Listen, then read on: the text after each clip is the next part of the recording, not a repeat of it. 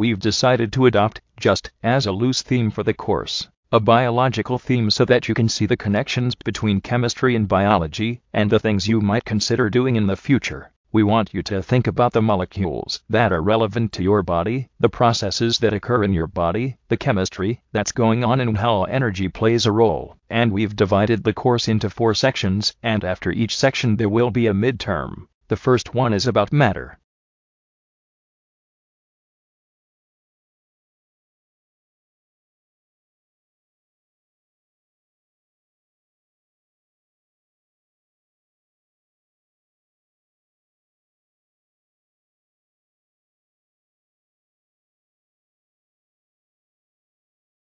One seminal difference in policy remains: the coalition has not matched what is Labour's most important innovation promise, that is to bring together responsibilities for innovation, industry, science, and research under one single federal minister. Innovation responsibilities currently lie within the powerful Department of Education and Science, and while there is a separate industry department, it has little influence within cabinet. This has hampered policy development and given Australia's innovation policies a distinct science and research bias. It is the scientists rather than the engineers who call the tune an innovation policy in Canberra. So it's no surprise our policies are all about boosting government-funded research and later commercializing the results.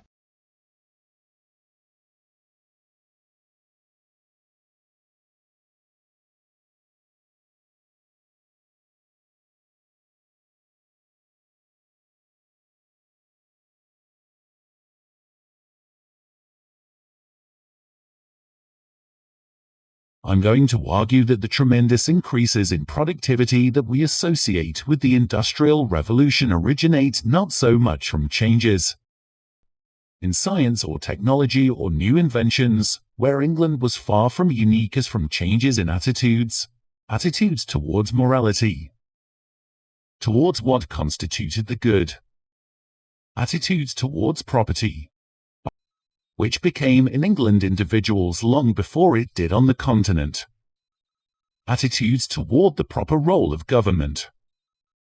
And together, these attitudes constitute much of what the Luddites were protesting against.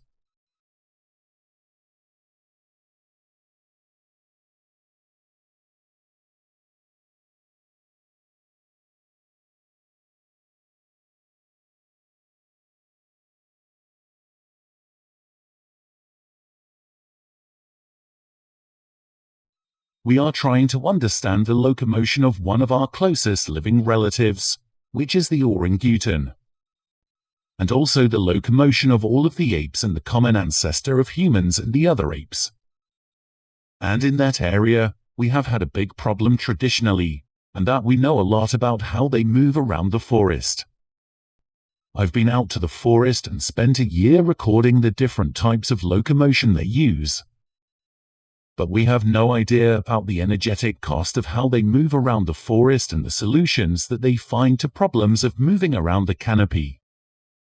And what we're doing here is using the park or athletes as an analogy for a large-bodied ape moving around a complex environment, and getting them to move around in the course that we've made that they've never seen before. And we're going to record their energetic expenditure while they're doing it.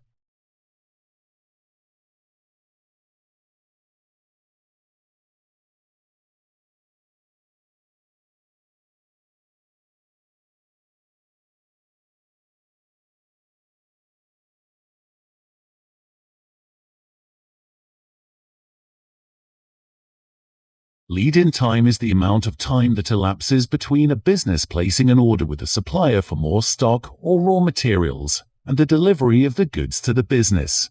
Businesses want the lead-in time to be as short as possible, so that they can meet their customer orders and minimize the time between paying for the stock and receiving the revenue from the customer. However, this may not happen due to a number of factors, such as delays in the supplier receiving the order, or the breakdown of the supplier's lorries delivering the stock to the business.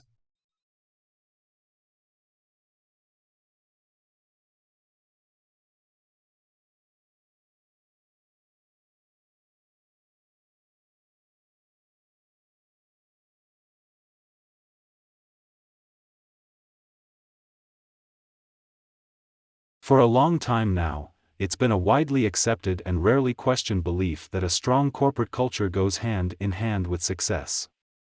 However, a recent study has cast some doubt on this principle. After all, the authors of the report argue for culture.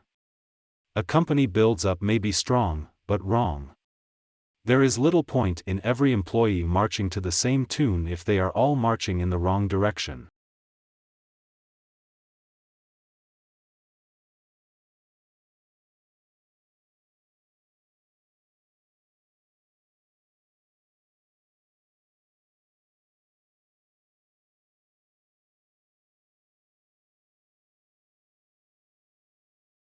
Also, malaria is something that is a very complex disease with this complex life cycle. That means that if you're going to eliminate it, you have to be able to target cute parasites and humans. You have to be able to target parasites in the mosquitoes, that mosquito population. And so that requires a lot of resources. It requires really good planning and a health system across all these different levels. And so I think the political capital that you need for that, the educational infrastructure you need for that, the economic resources you need for that are quite a challenge.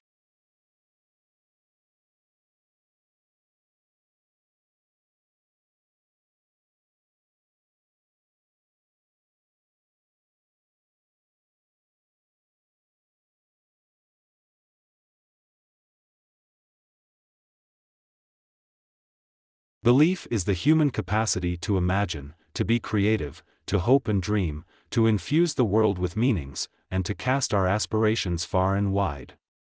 Limited neither by personal experience nor material reality. Believing is a commitment, an investment, a devotion to possibilities. Beliefs permeate neurobiologies, bodies and ecologies acting as dynamic agents in evolutionary processes. The human capacity for belief, the specifics of belief, and our diverse belief systems shape, structure and alter our daily lives, our societies, and the world around us.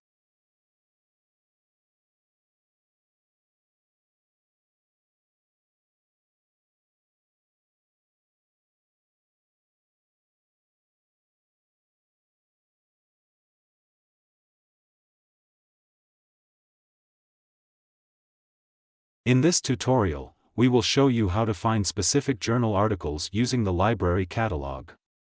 The university subscribes to over 18,000 journals across a variety of subjects, most of which are available electronically to find a specific journal article using a library catalog. We need to search by the journal name as individual article titles are not listed in the catalog.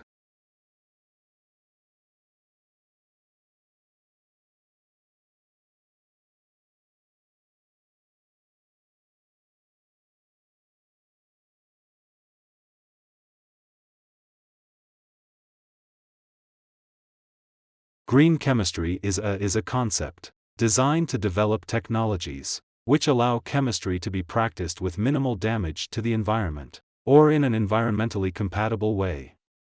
And it's meant to cover both chemical processes and chemical products.